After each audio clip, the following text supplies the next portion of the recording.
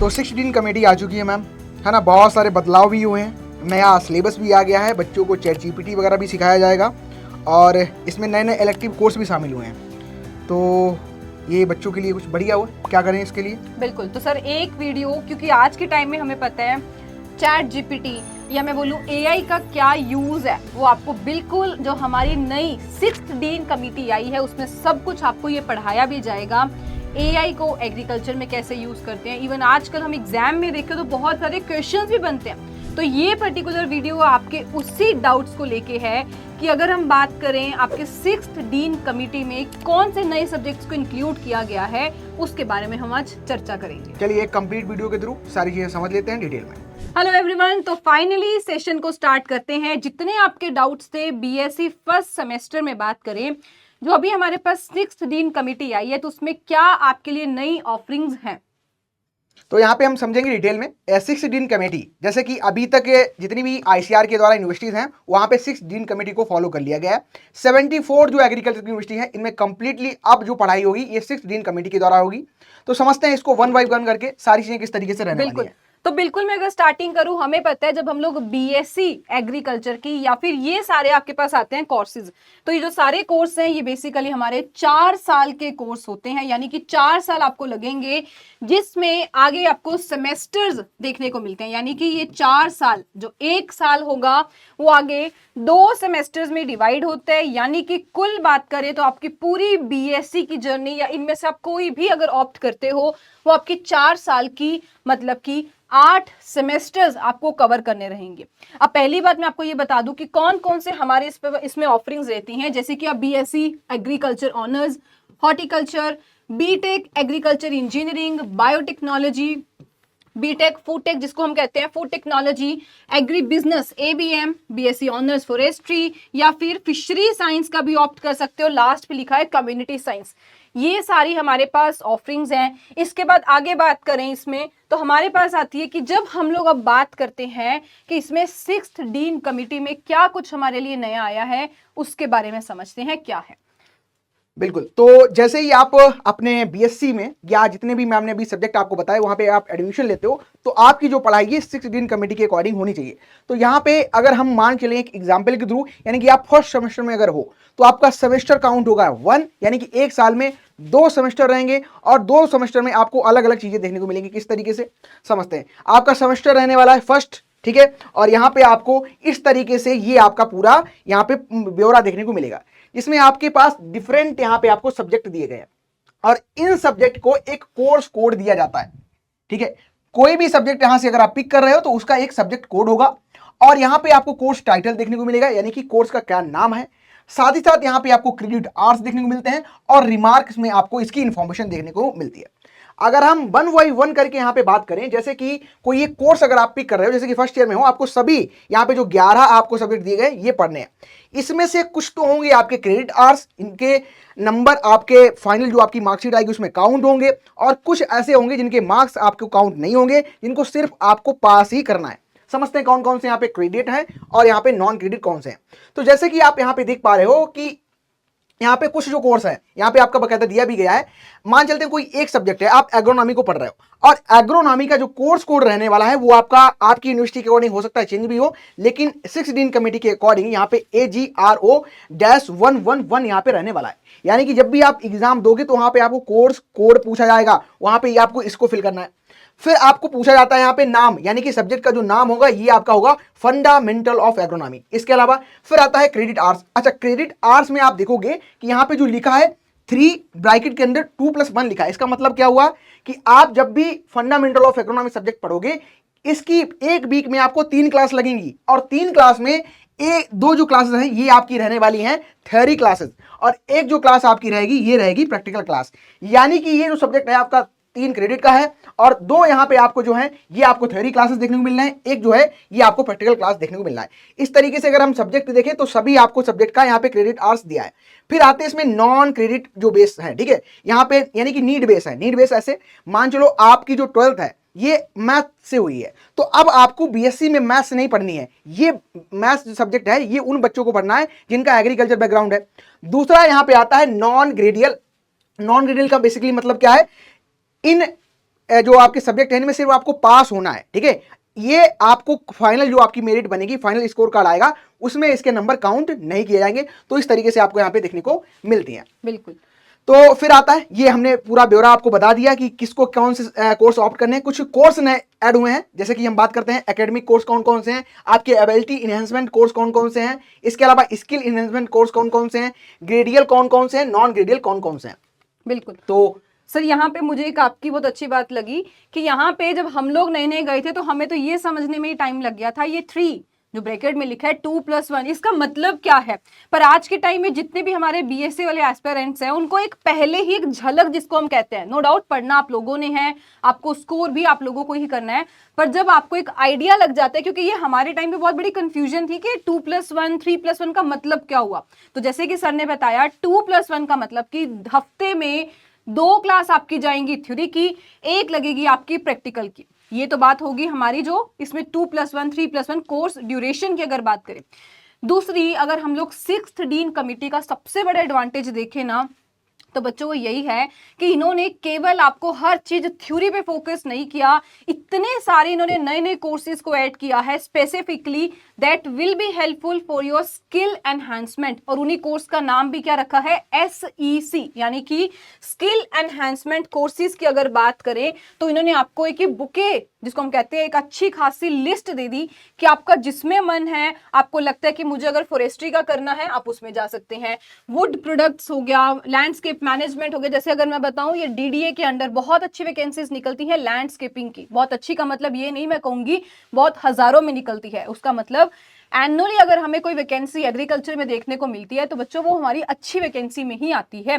तो जिसमें आपका मन करता है आप इसमें से कोई भी जो है, जैसे मैं सोचूं मुझे एपीकल्चर पसंद और मैं चाहती हूं कि इस समय मैं अपनी स्किल्स को कैसे बढ़ा सकती हूं, तो ये आप ऑफरिंग जो है इसमें आप ये कोर्स सेलेक्ट कर सकते हो। अभी हमने देखा कि आपको हर सेमेस्टर में अप्रोक्सीमेटली 2 जो है वो SEC यानी कि स्किल एनहांसमेंट के लिए आपको ऑफरिंग्स मिलती है कि आपको इनमें से ये बुके आपके पास है, यानी कि एक गुलदस्ता है, उसमें से आप कौन से पढ़ना चाहते हो। तो यहाँ पे देख सकते हो कि यहाँ पे SEC skill enhancement course 111 number और 112 जो है वो इन्होंने सेलेक्ट किया। अब उसमें आपको जो भी लगता है आप बिल्कुल उसमें से ऑप्ट कर सकते हो। ये बिल्कुल प्रैक्टिकल बेस्ड है। क्या लिखा है यहाँ पर 2 0+2 ब्रैकेट में क्या लिखा है, यानी कि थ्योरी नहीं पढ़ाई जाएगी आपको इसमें प्रैक्टिकल वे में, क्योंकि ये कोर्स का नाम ही क्या है, स्किल एनहांसमेंट। आपकी स्किल्स पे काम करना है, कला मैं बोलूं या बोलूं मैं आपकी स्किल्स को कैसे और बढ़ा सकते हैं, ताकि कल को अगर आप कहीं जॉब में जा रहे हो या कहीं पे भी अप्लाई कर रहे हो,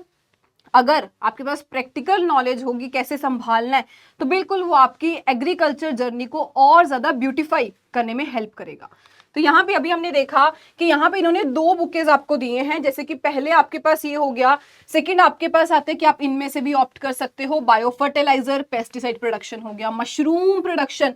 हमारे भारत का मैं कहूं तो आने वाला फ्यूचर मशरूम प्रोडक्शन पे आपको स्किल एनहांसमेंट का कोर्स ऑफर होता है।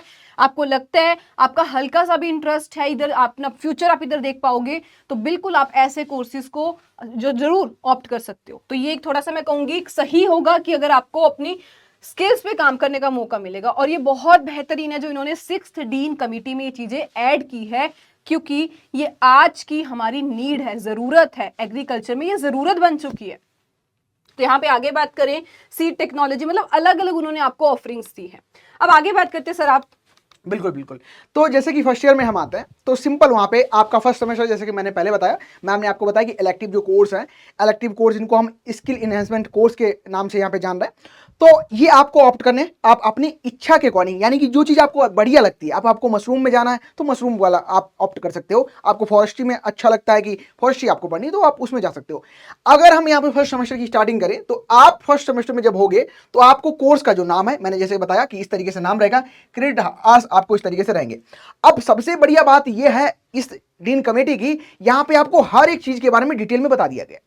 अगर हम यहां पे बात करें सब्जेक्ट की, तो सब्जेक्ट में यानी कि थ्योरी में क्या आपको पढ़ना है, जैसे कि हमने यहां पे देखा कि हमारा जो सब्जेक्ट है फंडामेंटल ऑफ एग्रोनॉमी, तो एग्रोनॉमी का बाकायदा थ्योरी का जो यहां पे आपका सिलेबस है पूरा दिया गया है ना, क्या क्या आपको पढ़ना है, क्या क्या चीजें हैं। जैसे कि आपको इसमें एग्रोनॉमी और इसका स्कोप पढ़ना है, यानी कि जो बेसिक से लेके आपका एडवांस तक की एग्रोनॉमी है आप फर्स्ट सेमेस्टर में ही आप पढ़ने वाले हो। ठीक है, ये आपका हेल्प करेगा इन द सेंस जब आपका एग्जामिनेशन होगा फाइनल और मिड एग्जाम। इसके अलावा अगर आप देखोगे तो प्रैक्टिकल में आपको क्या क्या सीखना है, जब यहाँ पे 3:3 हम ब्रैकेट के अंदर 2:2+ लिख रहे हैं ना, तो इसमें क्या है, जो दो आपको क्लास रहेंगी वो आपको ये पोर्शन कवर कराएंगे थ्योरी वाला, और एक जो आपका रहेगा क्रेडिट, ये आपका प्रैक्टिकल नॉलेज यहाँ पे देखने को मिलेगा। यानी कि इन सभी चीजों के बारे में आप सीखने वाले हो। आप इंस्ट्रूमेंट का कैसे यूज करना है ना, बीड्स को कैसे आइडेंटिफाई करना है, पडलिंग प्रक्रिया क्या होती है, इसके अलावा सीड बेड कैसे आप बना सकते हो, जर्मिनेशन किस तरीके का होता है ना, ये सारी चीजें आप बकायदा प्रैक्टिकल माध्यम से यहाँ पे सीखने वाले हो। प्रैक्टिकल भी आपको यहाँ पे दे के दिया है कि क्या क्या आपको सिखाया जाने वाला है। इसके अलावा अगर हम लोग देखें तो बाकायदा टॉपिक को भी यहाँ पे ये बताया गया है कि किस टॉपिक से कितने वेटेज रहने वाला है। जैसे कि अगर हम लोग यहाँ बात करें, एग्रोनॉमी सब्जेक्ट है, इसमें एग्रोनॉमी एंड इट्स स्कोप की अगर बात की जाए तो इसका 6% का वेटेज रहने वाला है। अगर आप देखो ये आपका जो फील्ड क्रॉप है, इनका 6 नंबर का वेटेज रहने वाला है। ये फाइनल एग्जाम में आपको जो कह सकते हैं कि वेटेज नहीं, आप पूछते हो कि सर ये टॉपिक कितना इंपॉर्टेंट है, तो इंपॉर्टेंट कैसे बताओगे, उसका वेटेज कितना ज्यादा है, तो यहाँ पे बाकायदा वेटेज दे दिया है। जैसे कि अगर आप देखो सीड्स एंड सोइंग जो सबसे टॉपिक आपका इंपॉर्टेंट है, इसका 10% का वेटेज आपको देखने को मिल रहा है। यानी कि अगर 100 नंबर की क्वेश्चन आपका आता है, 100 का पेपर आता है, तो उसमें आपको 10 क्वेश्चन जो है इससे देखने को मिलेंगे। तो ये आपका बकायदा थ्योरी का जो पूरा यहाँ पे है ना, सब कुछ आपको वेटेज बकायदा यहाँ पे डिफाइन करके दिया गया है। फिर आता है प्रैक्टिकल। अब चूंकि आपको थ्योरी के साथ साथ प्रैक्टिकल नॉलेज भी बढ़िया से आपको मिले, है ना, सारी चीजें प्रॉपर एकदम वे में चले, तो उसके लिए प्रैक्टिकल का भी सिलेबस यहाँ पे डिफाइन किया गया है। आप जो अपना प्रैक्टिकल पहले नहीं, यूनिवर्सिटी में क्या होता था, कॉलेज में क्या होता था कि आप प्रैक्टिकल फाइल बनाते थे और एक 1 नाइट फाइट वाला काम था, है ना, बना के आप सबमिट करते थे। यहाँ पे क्या किया गया है, हर एक एक्सरसाइज को डिवाइड किया गया। यानी कि आप फर्स्ट सेम में जब होंगे तो आप 16 एक्सरसाइज को करेंगे, और 16 एक्सरसाइज जब आप कंप्लीट करेंगे तो उसमें डिफरेंट एक्सरसाइज आपको करनी है। जैसे कि बात करें, आपको जो आपका इंडस्ट्रियल क्रॉप विजिट है, आपको क्रॉप विजिट करनी है ना, इंटरटेज इंप्लीमेंटेशन के बारे में जानना है, बीड को आइडेंटिफाई करना है, जर्मिनेशन के बारे में समझना है, बहुत डिटेल में सारी चीजें यहाँ पे दी गई हैं। और इसके अंतर्गत क्या करना है, मान चलो आप क्रॉप्स को आइडेंटिफिकेशन करने गए, है ना, और सीड्स को आइडेंटिफिकेशन करने गए, फर्टिलाइजर और पेस्टिसाइड को आप समझने गए, प्रैक्टिकल नॉलेज लेने गए, तो उसके अंदर आपको क्या करना है, preparation of seed album, seed का एल्बम बनाओ, ताकि आप फ्यूचर में कहते नहीं सर ये किसका सीड है, ये किसका प्लांट है, तो सारी चीजें आपको क्लियर हो जाए तभी। तो फर्स्ट ईयर में आपको बकायदा इस तरीके से प्रैक्टिकल नॉलेज, थ्योरी नॉलेज पूरा दिया गया है। तो ये आपका यहाँ पे कह सकते हैं थ्योरी और प्रैक्टिकल का नॉलेज हो गया। सबसे इंपॉर्टेंट मैम जो बात यहाँ पे है कि हम हमेशा ये सोचते हैं कि हमें पढ़ना कहाँ से, हम किस बुक को रिफर करें, हम कहां से नोट्स बनाएं। तो यहाँ पे बाकायदा सजेशन भी दिए गए हैं कि आप इस बुक से ये वाला टॉपिक पढ़ सकते हो, इस वाली बुक से ये टॉपिक पढ़ सकते हो, बाकायदा सोर्स भी मेंशन किया गया है। जैसे एक बार देख लेते हैं, जैसे कि सर पहला लिखा है मेट्रोलॉजी के लिए आप जो है ये विलियम एल डॉन इनकी बुक होगी, इनको जो है इनकी आपको ऑफरिंग्स को पढ़ना है। तो ऐसे आपके पास प्रिंसिपल ऑफ एग्रोनॉमी की अगर बात करूं तो काल्यानी पब्लिकेशन के द्वारा जो है रेडी है सर, ये तो सबसे ज्यादा फेमस बुक अगर मैं कहूँ, ये तो नींद में कोई उठा होगा वो भी बता देगा कि भाई एग्रोनॉमी की कोई एक बुक सजेस्ट कर दो तो वो एक ही नाम देगा कि रेडी एंड रेडी जो है वो जरूर पढ़ी होनी चाहिए। तो ये उन्होंने खुद भी मेंशन कर दी। इसी के साथ ही क्या प्रिंसिपल ऑफ क्रॉप प्रोडक्शन, ये भी कल्याणी पब्लिकेशन लुधियाना, तो ये भी रेडी एसआर, ये वो 2 बुक्स हैं जो मैं अगर एग्रोनॉमी की बात करूं। इसके अलावा वीट साइंस के प्रिंसिपल के लिए अलग बुक्स हैं, तो बिल्कुल उन्होंने वो भी आपको मेंशन कर दिया कि अगर आप कोई पर्टिकुलर बुक में खुद पढ़ना चाहते हो, उसके बारे में और पढ़ना चाहते हो, तो ये आपके पास ऑफरिंग्स है। तो मतलब कि एक बात कहें तो 6th डीन कमिटी में बहुत ज्यादा जो है एक चैनल फॉर्म में आज की नीड को समझते हुए उन कोर्सेज को इंक्लूड करके आपकी स्किल्स पे काम करके अब तो केवल एक बात बचती है कि अगर आप अपनी बीएससी की ये 4 साल की जर्नी, 4 साल यानी कि 365/4 को बढ़िया तरीके से इन्वेस्ट करते हो, तो आप लोग कभी ये बात नहीं कहोगे कि मैम बीएससी के बाद आगे जॉब क्या है या क्या कर सकते हैं। आपको खुद को एक मार्गदर्शन हो जाएगा, मैं क्या करना चाहता हूँ, मेरा अगर एंटरप्रेन्योरशिप में है इंटरेस्ट तो मैं वहां जा सकता हूँ, क्योंकि यहाँ पे आपको स्किल एनहांसमेंट के कोर्सेज तो आपको पहले ही प्रोवाइड किए जा रहे हैं, जिसमें आप लोगों को कॉन्फिडेंस ही दिलवाना है, उसकी नॉलेज ही दिलवानी है। तो ये एक हमारी तरफ से एक सेशन था कि आप जो फर्स्ट सेमेस्टर में होंगे। और अगर बात करें तो 6th डीन कमेटी में क्या नए सब्जेक्ट्स किन पे फोकस किया गया है, और बहुत बेहतरीन तरीके से आप लोगों की नीड को समझते हुए, आज की एग्रीकल्चर की नीड को समझते हुए, हमारे फ्यूचर एग्रीकल्चरिस्ट की नीड को समझते हुए ये पूरा 6th डीन कमेटी में जो कोर्सेज को डिजाइन किया गया है। बिल्कुल। तो यूनिवर्सिटी अगर चाहे तो अपने लेवल पर कोई अगर उसको माइन्यूट या मेजर चेंज करने हैं तो वो कर सकती है, लेकिन हमने जो अभी इंफॉर्मेशन आपको प्रोवाइड की, इसमें इस तरीके से ढांचा तैयार किया गया है कि आपको एक अच्छा कह सकते हैं इंडस्ट्री रेडी, एक बिल्कुल। स्टूडेंट बनना है, आपको ऑफिसर लगना है ना, एग्जाम के पैटर्न को समझ के क्या क्या आपको समझना चाहिए, क्या क्या आपको जानकारी होनी चाहिए, सब कुछ बाकायदा विस्तृत तरीके से यहाँ पे बताया गया है। तो बिल्कुल। आई होप जो हमने यहाँ पे आपको इन्फॉर्मेशन प्रोवाइड की है आपको यूजफुल लगी होगी, और भी अगर कोई आपके बहुत सारे डाउट्स वगैरह आते हैं तो आप बिल्कुल हमसे कनेक्ट कर सकते हैं। Thank you so much everyone.